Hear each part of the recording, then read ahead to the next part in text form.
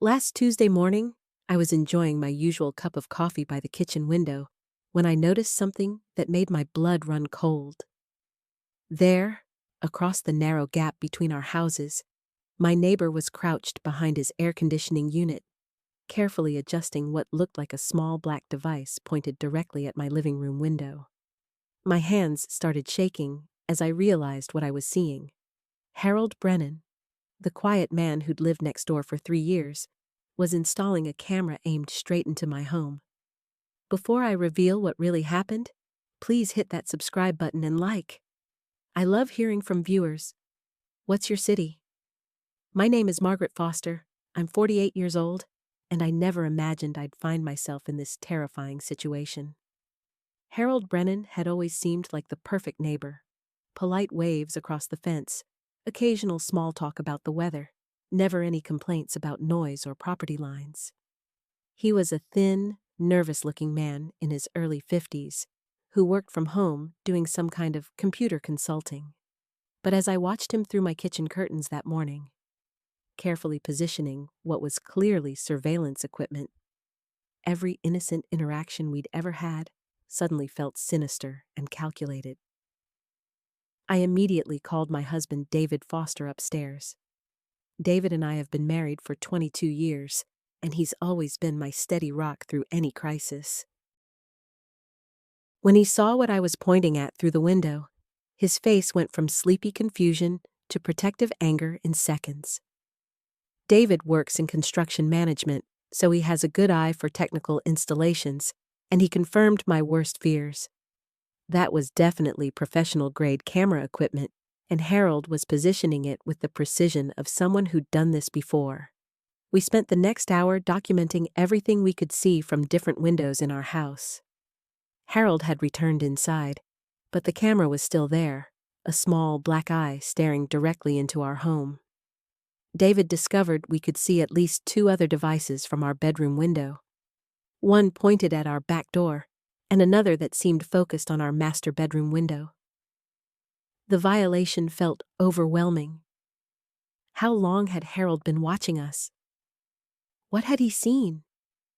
Had he been recording our private family moments, our conversations, our daily routines? My best friend, Carol Martinez, has been my neighbor on the other side for over a decade. She's a retired police dispatcher who knows about security and legal issues, so I knew she'd have practical advice about how to handle this nightmare. When I called her that afternoon, she came right over, bringing her own pair of binoculars to get a better look at Harold's setup. Carol has this calm, methodical way of approaching problems that comes from years of dealing with emergencies, and she helped me think through the situation logically instead of just panicking. Carol confirmed that what we were seeing was definitely not normal security equipment for Harold's own property. The angles were all wrong. These cameras were specifically positioned to monitor our house, not his. She helped us take detailed photos and notes about each device's location and direction. As we worked together, documenting this invasion of our privacy, I kept thinking about all the times I'd seen Harold in his yard, wondering if he'd been adjusting these cameras or installing new ones while pretending to do normal yard work. The worst part was realizing how exposed we'd been without knowing it. David and I have always felt safe in our home, never thinking to close curtains during the day or worry about who might be watching. We'd had friends over for barbecues, celebrated birthdays in our backyard, and gone about our normal family routines, never suspecting that Harold was potentially recording everything from multiple angles. The thought made me feel sick and angry at the same time. That evening, David wanted to march over to Harold's house immediately and confront him, but Carol advised us to be more strategic. She explained that if Harold was doing something illegal, we needed to handle this properly to protect ourselves and ensure he faced appropriate consequences.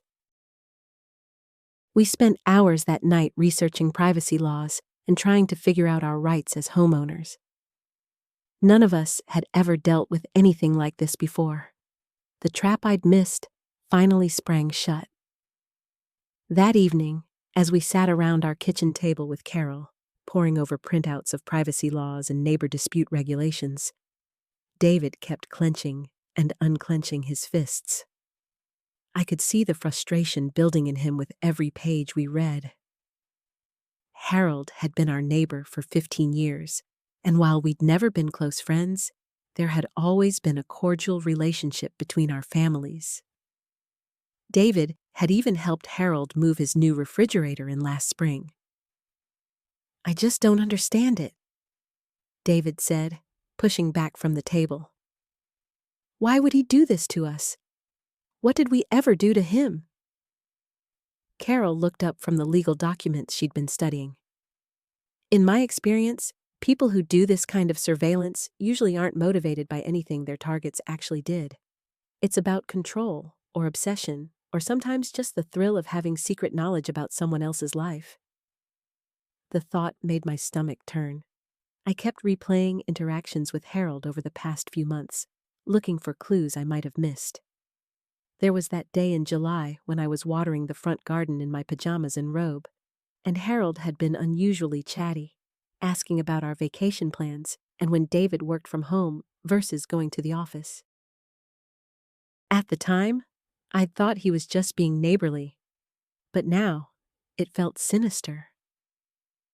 "Mom, what if he recorded us having friends over?" Our teenage daughter, Emma, had been quiet during most of our discussion, but now her voice cracked with worry. "What if there are videos of me and my friends hanging out in the backyard? What if he put them online somewhere?" The protective fury that rose in me at that moment was unlike anything I'd ever felt. The idea that Harold might have been watching my daughter, potentially recording her during private moments in what should have been the safety of our own home, made me want to march over to his house immediately, regardless of Carol's advice about being strategic.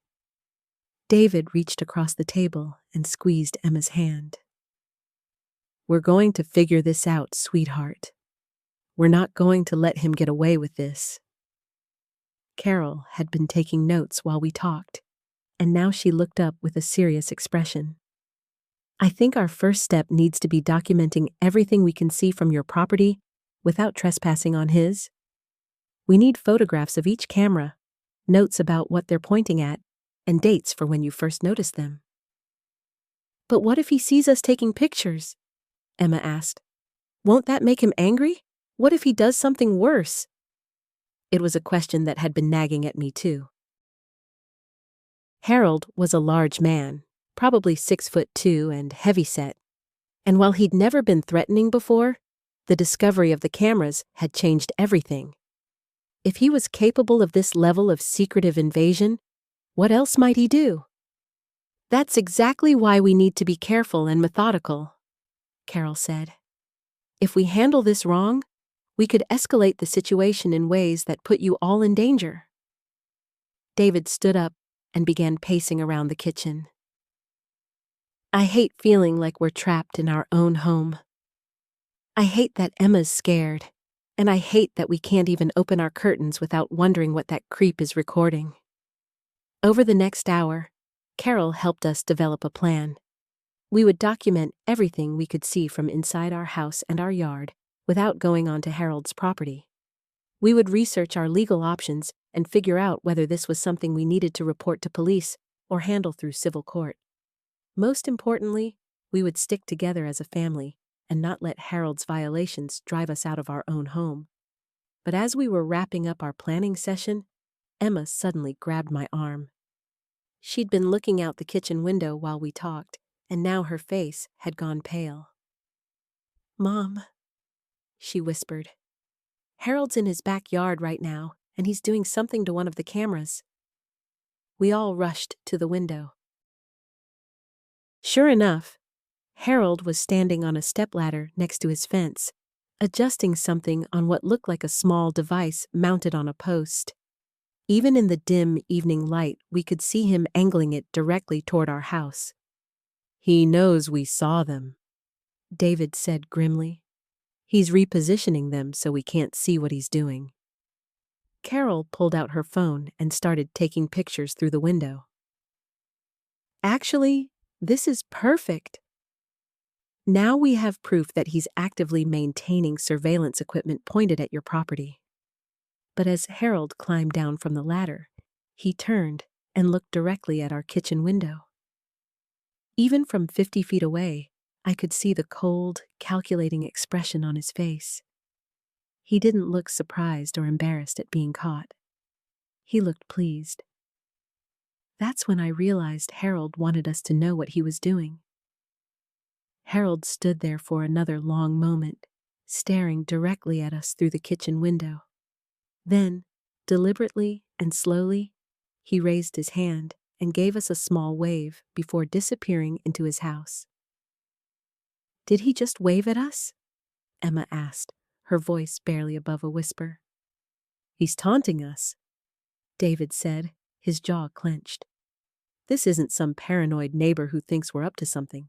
He's doing this on purpose." Carol lowered her phone, having captured several photos of Harold adjusting the camera. "You're right. This changes everything. Someone who's embarrassed about being caught would have taken the cameras down or tried to hide what they were doing. Harold wanted you to see him repositioning that camera." I sank into a kitchen chair, feeling overwhelmed. "But why? What does he want from us? We barely even talk to him beyond the occasional hello when we're getting our mail." "Maybe that's part of it," Carol said thoughtfully. "Some people become obsessed with their neighbors for reasons that make no sense to anyone else. The question is, what's his endgame?" Emma moved away from the window and sat down next to me. "Mom, I don't want to sleep in my room tonight. What if he can see into my bedroom?" The thought made my stomach turn. Emma's bedroom faced Harold's backyard, and while her windows were on the second floor, I had no idea what kind of equipment he might have or what angles he could achieve from his property. "You can sleep in the guest room tonight," I told her. "It faces the front of the house." "We should check every room," David suggested. "Figure out exactly what he can see from where his cameras are positioned." Carol nodded. "Good idea. And while you're doing that, I'm going to research what we can do legally. The fact that he's clearly doing this intentionally and isn't trying to hide it might actually work in our favor." Over the next hour, we conducted what felt like the most depressing home inspection of our lives. David and I went from room to room, looking out each window and trying to determine what Harold might be able to see. Emma followed us, growing more upset with each discovery. From his backyard, Harold potentially had sightlines into our kitchen, living room, and Emma's bedroom. The camera we'd seen him adjusting appeared to be positioned to capture anyone coming or going through our back door, and possibly anyone moving around in our kitchen. "I feel so violated," Emma said as we finished our survey. "It's like he's been watching us eat dinner, watching us just living our normal lives." "How long do you think he's been doing this?" David asked. "I mean, when did we first notice those cameras?" I tried to think back. "I'm not sure I would have noticed them at all if Emma hadn't pointed them out yesterday. They're small, and they blend in with his fence posts." Carol looked up from her laptop, where she'd been researching. "I've found some information about surveillance laws in our state. The good news is that what Harold's doing is definitely illegal. You have a reasonable expectation of privacy in your own home, and pointing cameras at your windows and doors violates that." "So what do we do? Call the police?" David asked. "We can, but I want to be strategic about this. Police sometimes treat neighbor disputes as civil matters and tell people to work it out themselves. But given that Harold seems to be escalating rather than backing down, we might want to document a few more things first." As if summoned by our conversation, the sound of Harold's back door opening made us all freeze. Emma crept to the kitchen window and peered out carefully. "He's in his backyard again," she reported, "and he's got some kind of tool with him." This time, we all went to look. Harold was indeed back outside, and he appeared to be installing another camera, this one positioned even higher on a post that would give him a better view over our fence. "He's adding more," David said in disbelief. "He knows we saw him, and he's adding more cameras." Carol was already taking pictures again. "This is actually perfect evidence. He's clearly retaliating against you for noticing his surveillance." But as we watched, Harold did something that made my blood run cold. He pulled out what looked like a small tablet or phone and appeared to be testing his cameras, pointing the device toward our house and then adjusting the camera angles. "He's watching us right now," I said. "He's watching us watch him." Emma stepped back from the window. "Mom, I want to call the police, tonight. I don't care if they think it's just a neighbor dispute. I want this to stop." Just then, Harold looked up from his device and waved at us again. But this time, he held up his tablet so we could see that the screen was facing us, as if he wanted us to know exactly what he was looking at. That's when David's phone buzzed with a text message from an unknown number. David stared at his phone, his face going pale. "It's a photo," he said quietly. "A photo of us standing right here at this window." Emma grabbed his arm. "What does it say?" "Mind your own business," David read, his voice tight with anger. That's it. Just the photo and those 4 words. I felt my hands start to shake. This wasn't just weird neighbor behavior anymore. Harold was threatening us, and he was making sure we knew he could see everything we were doing. Carol moved away from the window, motioning for the rest of us to follow. "We're calling the police right now. This crosses every line." "But what if they don't take it seriously?" Emma asked, though she was already moving toward the living room. "What if they say it's just a neighbor thing?" "Then we keep calling until someone listens," I said, surprised by the firmness in my own voice. "Nobody gets to make us feel unsafe in our own home." David was still staring at his phone. "How did he even get my number?" "Phone books, internet searches, there are lots of ways," Carol said, pulling out her own phone. "What matters is that now we have direct evidence of harassment." As Carol dialed, I found myself thinking about how different this felt from our usual family problems. When David struggled in school or when Emma had friend drama, I knew how to help.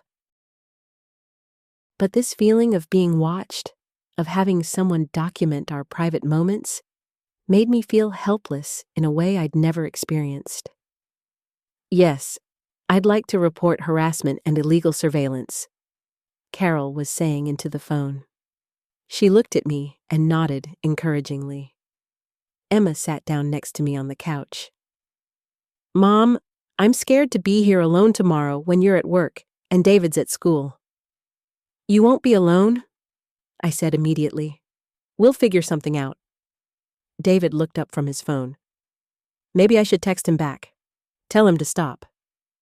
"Absolutely not," Carol said, covering the phone briefly. "Don't engage with him at all. That's exactly what he wants."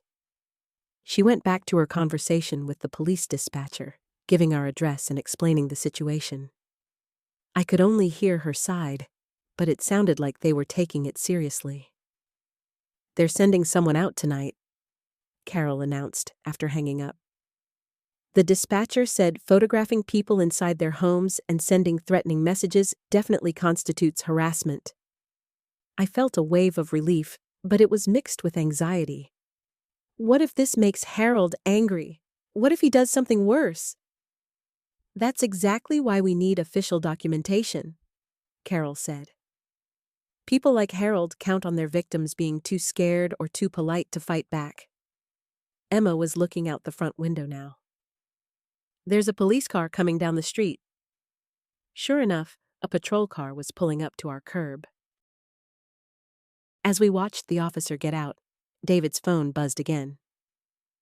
"Another text," he said, his voice barely above a whisper. This time, the message was just 4 words.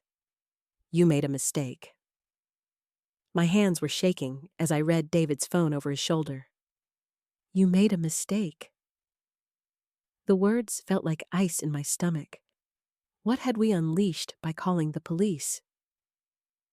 "Don't respond," Carol said firmly, but I could see the worry creeping into her expression too. "Just screenshot it like the others." Emma had moved away from the window. "The officer is walking up to the door now." The doorbell rang, and I realized I had to pull myself together. My children were watching how I handled this, and I couldn't let Harold's intimidation tactics work. I smoothed my hair and went to answer the door. The officer was younger than I'd expected, maybe early 30s, with a professional but kind demeanor. "Ma'am, I'm Officer Martinez. We received a call about harassment and surveillance?" "Yes, please come in," I said, stepping aside. "I'm Sarah, and this is my family." As Officer Martinez entered our living room, I felt a strange mix of relief and embarrassment. Relief that someone in authority was finally here, but embarrassment that our private family life had become something requiring police intervention. When I was married, I used to worry about normal things like whether the kids were eating enough vegetables or doing their homework. Now I was worried about a neighbor photographing us through our windows. Carol immediately took charge of explaining the situation, showing the officer David's phone with Harold's messages. I was grateful for her presence.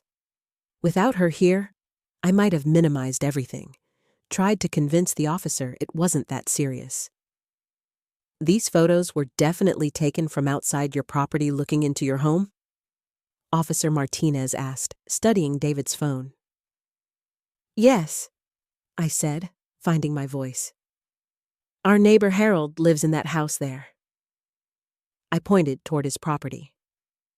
"We caught him installing the cameras this morning." Emma spoke up from the couch. "He was hiding behind his shed when he put them up, like he knew it was wrong." The officer made notes as we talked. "And this is the first contact he's made directly with your family?" I thought about that question. He's always been unfriendly, but yes, this is the first time he's reached out like this. We don't even know how he got David's phone number. David was still staring at his phone. "Should I show him if another message comes through?" "Absolutely," Officer Martinez said. "Don't delete anything, and don't respond. This type of escalating behavior is something we take very seriously." Carol leaned forward. "What happens next? Can you make him remove the cameras?" "I'm going to go speak with him now," the officer said. "Depending on what I find and how he responds, we may be looking at charges for harassment and potentially invasion of privacy. I'll also ask him to remove any cameras pointing toward your property." After Officer Martinez left to go to Harold's house, we all sat in the living room in an awkward silence.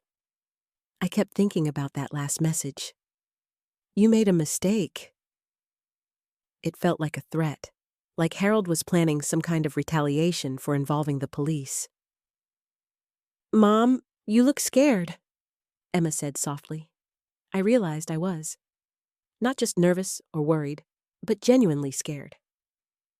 "I am a little scared," I admitted. "I keep thinking about what he might do next." Carol moved closer to me on the couch. "You did the right thing calling the police.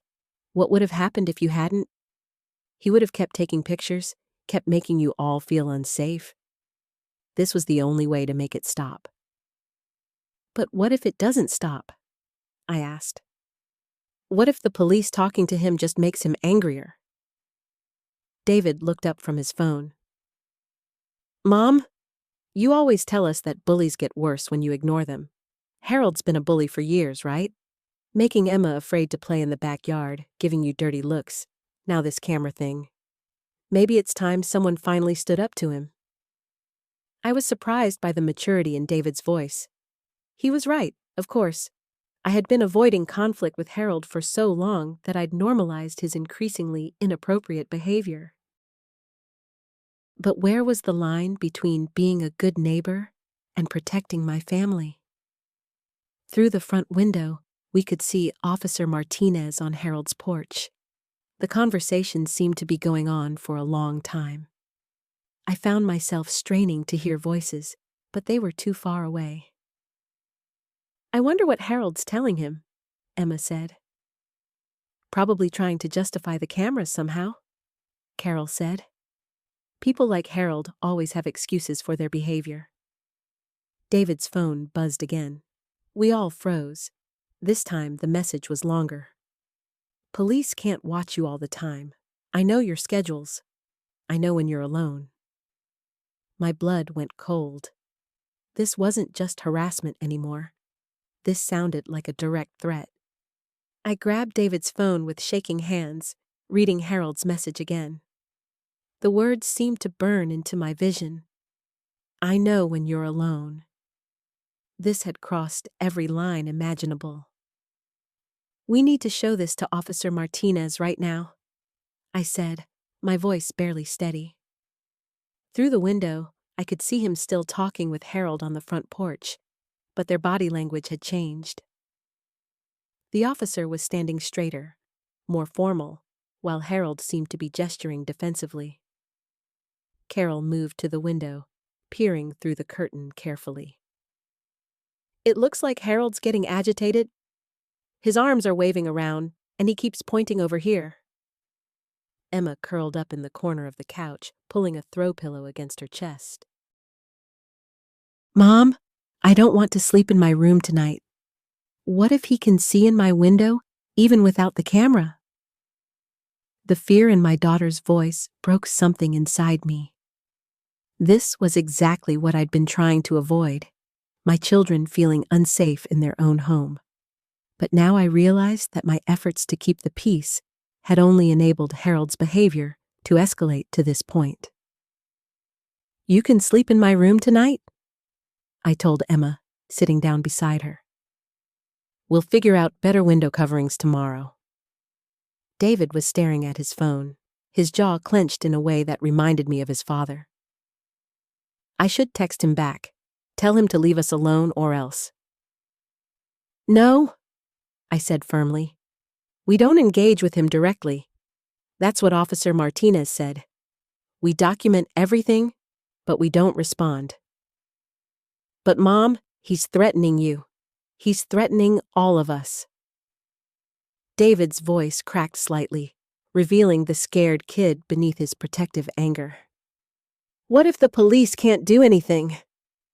Before I could answer, we watched Officer Martinez step back from Harold's porch. Even from our living room, we could see Harold's animated gesturing becoming more aggressive. The officer held up a hand, clearly trying to calm the situation. But Harold kept talking, his voice getting louder, though we still couldn't make out words. Carol let the curtain fall back into place. "This isn't going well. Harold's not the type to accept responsibility or back down gracefully." My phone rang, making all of us jump. It was Officer Martinez. "Mrs. Chen, I need you to know that Mr. Kowalski is claiming the cameras were only for his own property security and that the text messages are from a spoofed number, not his phone," he said. "However, I've documented the camera positions, and I can see that at least 2 of them are clearly angled toward your windows. I've instructed him to reposition them immediately." "What about the threatening messages?" I asked, putting the phone on speaker so the others could hear. "He denies sending them, but I've advised him that any further contact with your family needs to go through official channels. I'm filing a report, and I want you to call immediately if you receive any more messages or if he approaches your property." Through the window, we could see Harold storming back into his house, slamming his front door hard enough that we felt the vibration in our own walls.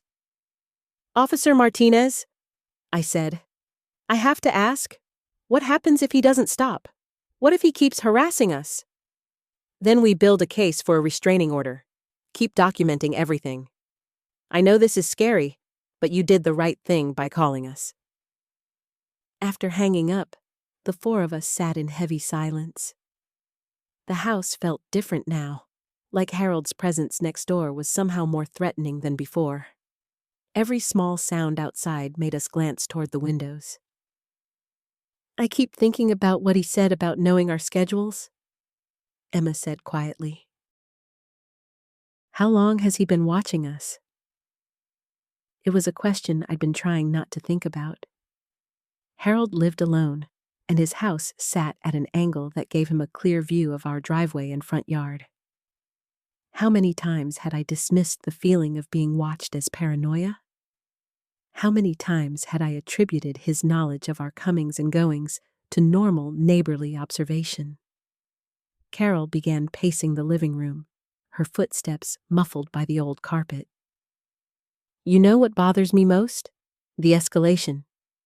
First it was just being unfriendly, then complaining about normal family noise, then the cameras, now threatening messages. This is a pattern. What kind of pattern? David asked. The kind where someone tests boundaries. Each time you didn't confront him, Harold pushed a little further. Now he's at the point where he feels bold enough to make threats. I knew she was right, but it still felt like victim blaming. I was trying to keep the peace. I have to live next to him. I'm not blaming you, Carol said gently. I'm saying Harold is the type of person who sees kindness as weakness. Your attempts to be a good neighbor gave him the impression he could get away with more and more inappropriate behavior. David's phone buzzed again. We all froze, staring at the device like it might explode. With trembling fingers, he opened the message. You think you won. This is just the beginning. The message came through just as we saw Harold's living room light flick on. In the window, his silhouette was clearly visible, and he appeared to be holding a phone. Emma immediately moved to the front window and confirmed what we already suspected. It's him. He's standing right there, looking at our house while he types. Take a screenshot of the message, Carol said urgently. We need to document the timing with him being visible in the window. David's hands were shaking as he captured the evidence. I watched my son struggle with something that should never have been his burden to carry. At 16, he should be worried about homework and friends, not harassment from a grown man. I should have confronted Harold months ago, I said, the guilt finally spilling out. When he first started complaining about you kids playing music, when he made those comments about David's friends being too loud, I kept thinking if I just stayed polite, stayed reasonable, it would blow over. Mom, this isn't your fault, Emma said firmly. You can't control what someone else chooses to do. But I could see in David's face that he blamed me too, at least a little. Not maliciously, but there was a question there. Why hadn't I protected them sooner? Carol sat down beside me on the couch. You know what I learned from my divorce? Sometimes the people who seem the most normal on the surface are the ones with the biggest problems underneath. Harold probably saw your family as everything he doesn't have. You're close, you support each other, your kids actually want to spend time at home. So we're being punished for being happy? Emma asked. No, sweetheart. You're being targeted by someone who can't stand seeing other people have what he wants, but has never figured out how to build for himself. David looked up from his phone. He turned his light off, but I can still see him moving around in there.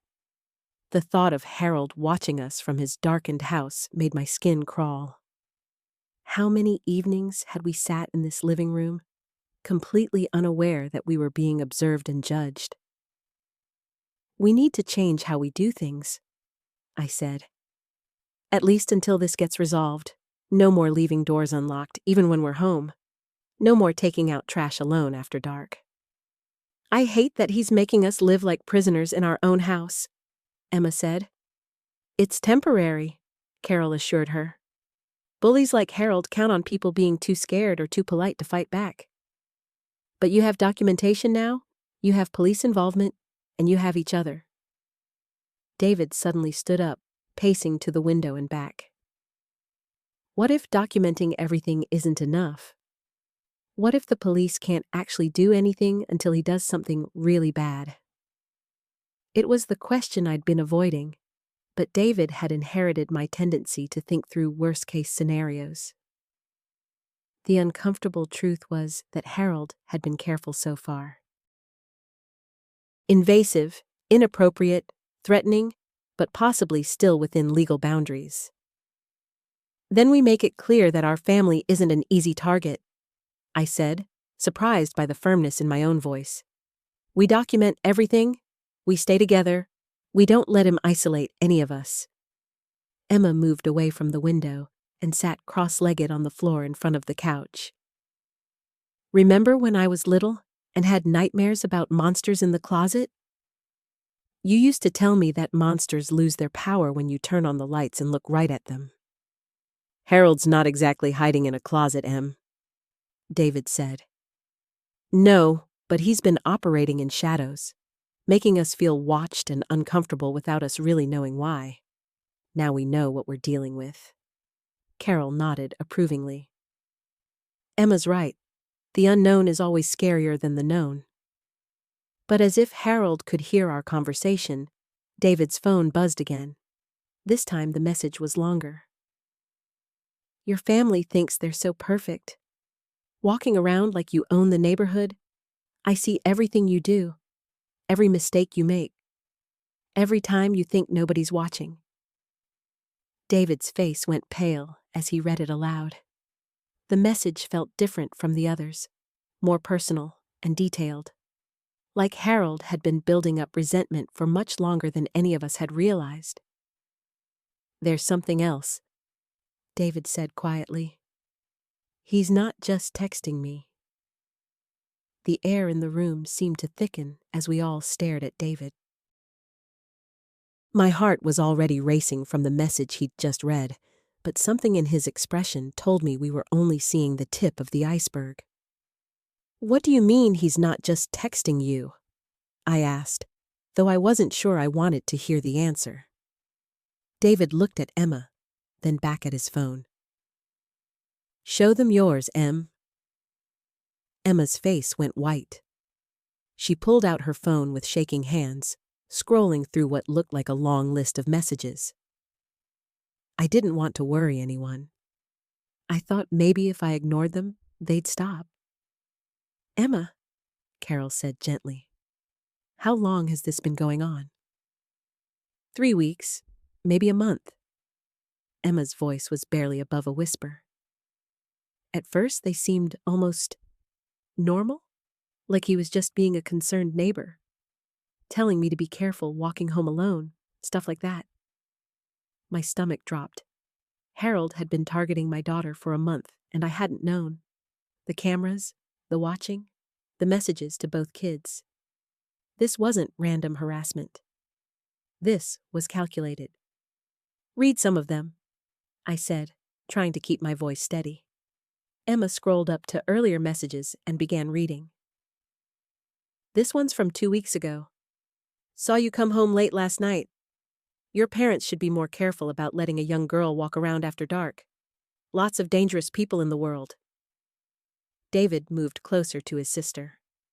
That's exactly how mine started too, like he was being helpful. Then they got weirder, Emma continued. This one from last week, you have your mother's stubborn streak? I can tell just by watching how you walk. Some girls need to learn that the world isn't as safe as they think. The words hit me like a physical blow. Harold wasn't just watching our house. He was studying us, analyzing us, building some kind of twisted psychological profile of my children. Carol's jaw was tight with anger. He's been grooming them, starting with seemingly innocent concern, then gradually becoming more personal and threatening. There's more, Emma said. Yesterday he sent, your friend Carol visits a lot. You should be careful who you trust. Not everyone is who they seem to be. I looked at Carol, whose face had gone pale. He's been watching your car, timing your visits. Which means he's been documenting our support system, Carol said grimly. He wants to isolate you all, David was pacing again, his movements sharp and agitated. This is so much worse than we thought. It's not just weird neighbor behavior. He's been stalking Emma and me specifically. The word stalking hung in the air like a toxic cloud. That's exactly what this was, and I'd been too focused on the cameras and property lines to see the bigger picture. We need to tell Officer Martinez about these messages immediately, I said. This changes everything. But what if it makes him angrier? Emma asked. What if he does something worse? It was a valid fear, and one that had been gnawing at me since this all started. But seeing the messages, understanding the scope of Harold's obsession with my family, I realized that staying quiet wasn't protecting us. It was just giving him more time to escalate.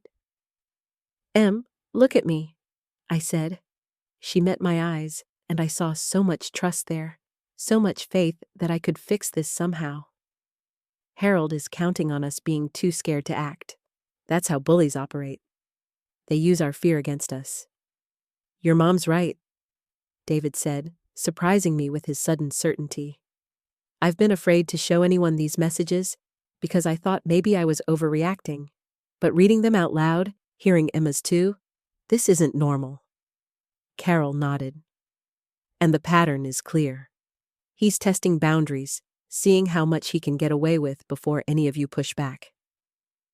Emma looked at her phone again, scrolling through the long list of messages.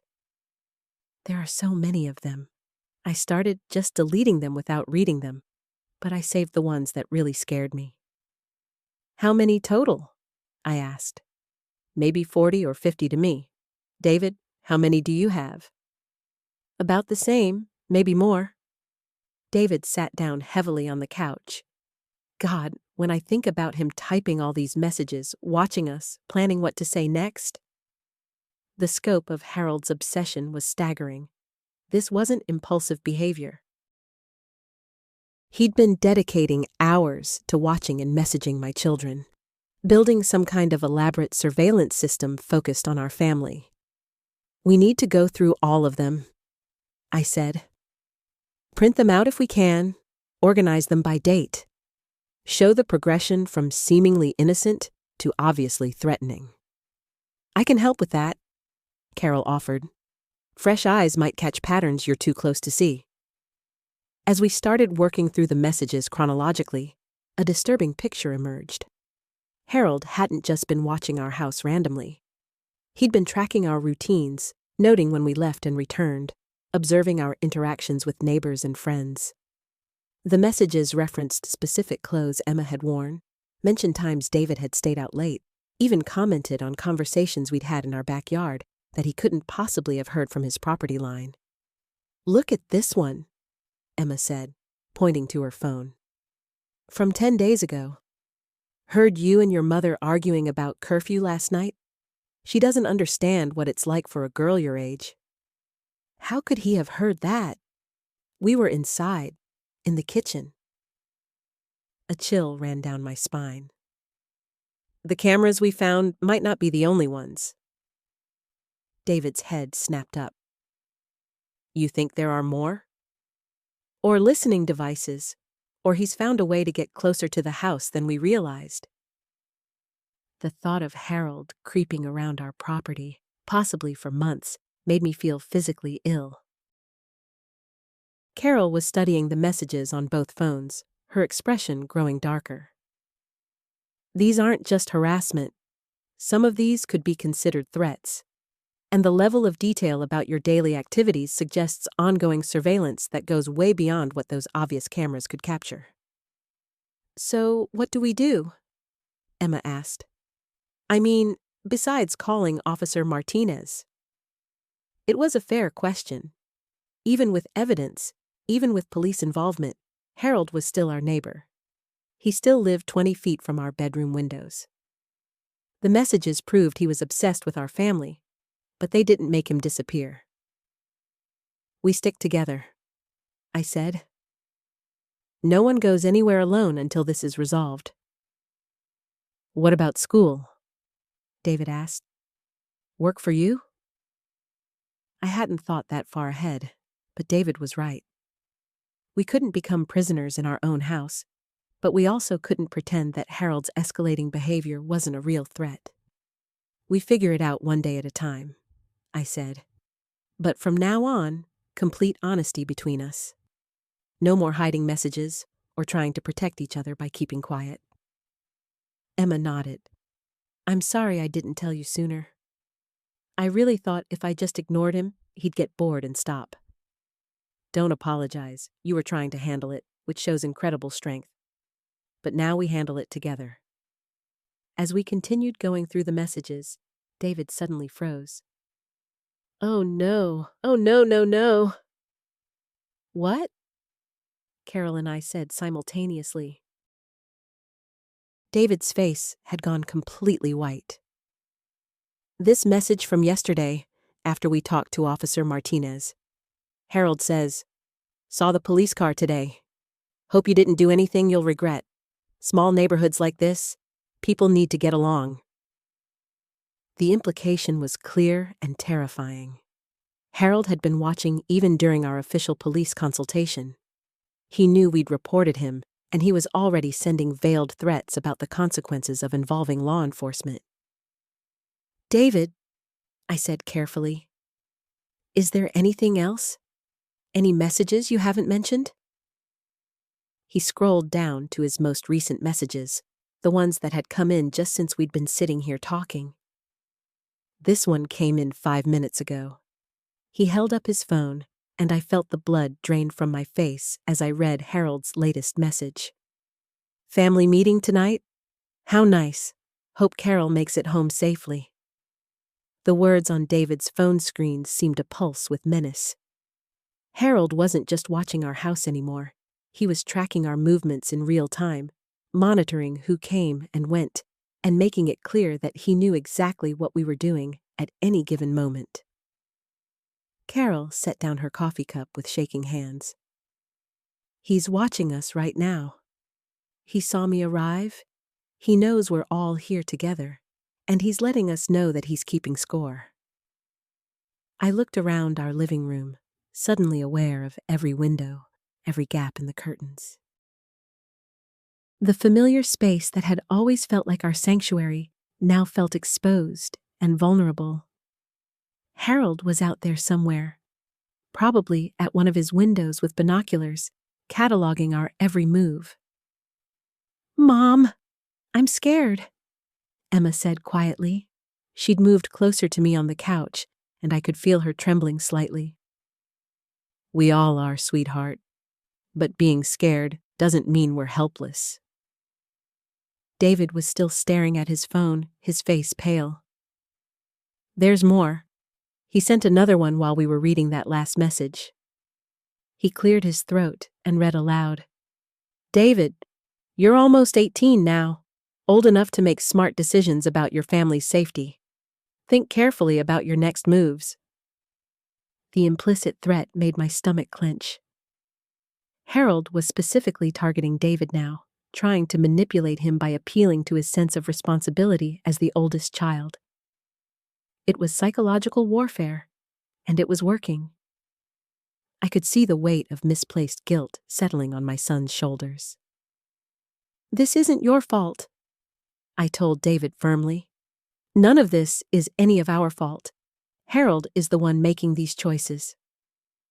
Carol had been quiet for a moment, but now she spoke up with the decisive tone I remembered from our college days when she'd helped me through my worst moments. We need to document everything right now while it's fresh. Screenshots of all the messages, times and dates, everything. And then we need to get you all out of here tonight. What do you mean, out of here? Emma asked. I mean you pack bags and come stay at my place until we figure out the next step. Harold is escalating, and he's making it clear that he knows your routines and your vulnerabilities. You can't stay here tonight. I felt a surge of both gratitude and resistance. Carol was right that staying felt dangerous, but the idea of being driven from our own home by Harold's intimidation felt like giving him exactly what he wanted. I don't know, Carol. If we run, doesn't that just prove to him that his tactics work? If you stay, you're sitting ducks while he figures out his next move, she countered. Look at the progression here. Hidden cameras, then direct messages, then real-time surveillance updates, then specific threats. What comes next? David looked up from his phone, his expression grim. Another message just came in. He says, Carol's car will be easy to follow when she leaves tonight. Hope she's a careful driver. The blood drained from my face. Harold wasn't just threatening us anymore. He was directly threatening Carol, simply because she was here helping us. The realization that our problems were now endangering our friend made the decision clearer. Okay, I said.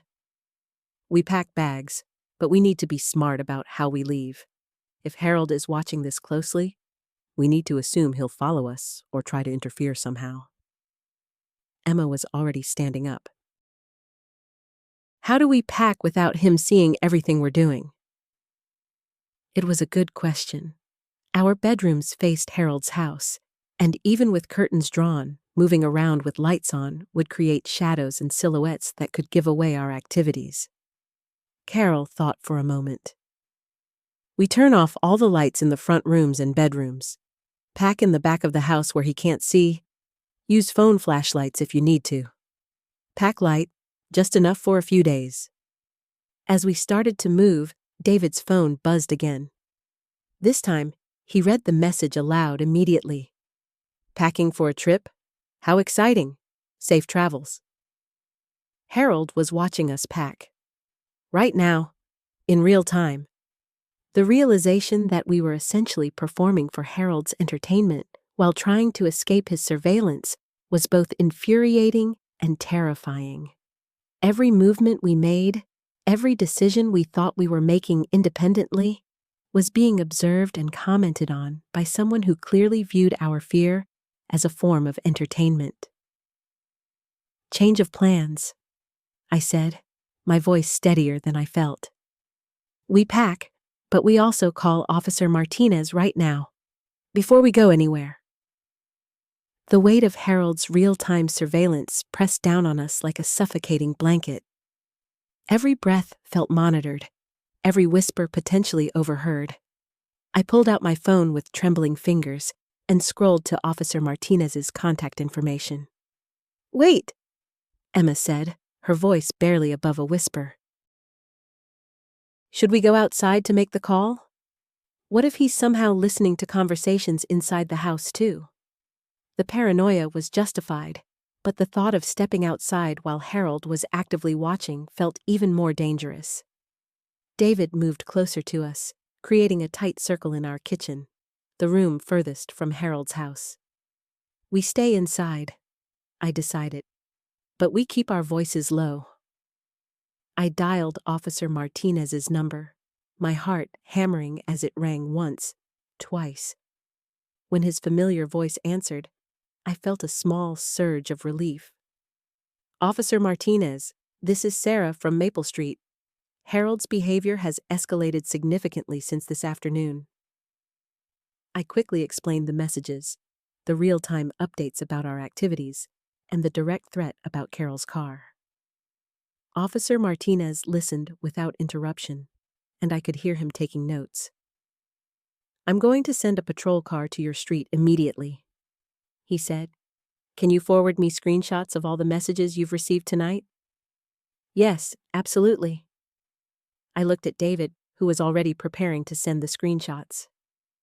Officer Martinez, we were planning to leave the house tonight because we don't feel safe staying here. Is that the right call? Given what you're describing, yes. Harold's behavior suggests he's building up to something more direct.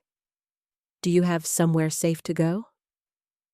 Carol leaned closer to the phone. This is Carol, Sarah's friend. They can stay with me tonight. Good. Here's what I want you to do, Officer Martinez continued. Pack quickly, but don't try to hide what you're doing. If Harold is watching and commenting in real time, he already knows your plans. The patrol car should be there within 10 minutes. Wait for the officers to arrive before you leave the house, and they'll escort you to your car." As I hung up, David's phone buzzed with another message from Harold. "Police won't be there all the time. This isn't over." The message sent a chill through all of us, but it also clarified something important. Harold wasn't just making idle threats. He was committed to a campaign of intimidation that wouldn't end simply because we left for the night. "We need to pack, but we also need to think beyond tonight," I said, looking at Emma, David, and Carol. "This isn't going to stop with us spending one night at Carol's house." Emma nodded, her young face showing a maturity that broke my heart. "Mom, what if he does this to other people too? What if we're not the first?" It was a sobering thought. Harold's behavior was too systematic, too calculated to be completely spontaneous. The camera equipment, the knowledge of how to avoid detection, the psychological tactics, it all suggested someone with experience. "When we talk to the police tonight, we should ask about that," David said. "And we should ask what happens next, legally speaking." Carol was already moving toward the stairs. "Let's pack now." "Emma, do you want me to help you get your things together?" "I can manage," Emma replied, but her voice was small. "I just want to take my laptop and some clothes." As we dispersed through the house to gather our belongings, I found myself moving with purpose rather than fear for the first time all evening.